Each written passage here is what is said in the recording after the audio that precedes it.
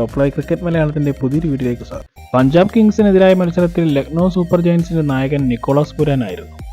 മുൻ നായകൻ KL Rahul impact player ആയിട്ടാണ് കളിച്ചത്. ഇങ്ങനൊരു തീരുമാനമെടുത്തത് എന്താണെന്ന ചോദ്യത്തിന് പുതിയ ക്യാപ്റ്റൻ പറഞ്ഞ മറുപടി ഇങ്ങനെയായിരുന്നു: KL രാഹുൽ പരിക്കിൽ നിന്ന് പൂർണ്ണമായി മോചിതനാകുന്നതേയുള്ളൂ. ഇതൊരു വലിയ ടൂർണമെന്റ് ആയതിനാൽ താരത്തിന് വിശ്രമം ആവശ്യമാണ്. അതുകൊണ്ടാണ് ചെറിയ ഇടവേള നൽകാൻ ടീം തീരുമാനിച്ചത്. KL രാഹുലിനെ ഇമ്പാക്ട് പ്ലെയറായി ഇറക്കാനുള്ള തീരുമാനം പരിശീലനായ ജസ്റ്റിൻ ലാംഗോണ്ടേതായിരുന്നു. എന്നാൽ ക്യാപ്റ്റനായ ആദ്യ മാച്ചിൽ നിക്കോളാസ് പുരാൻ ടീമിന് വിജയം സമ്മാനിച്ചു. ഈ മത്സരത്തിൽ മാറ്റങ്ങളുമായി ഇറങ്ങിയ ലക്നൗ മായങ്ക് യാദവ് എന്ന 21-കാരൻ്റെ അരങ്ങേറ്റം തകർത്തു. 27 റൺസ് വിട്ടുകൊടുത്ത 3 വിക്കറ്റാണ് താരം വീഴ്ത്തിയത്.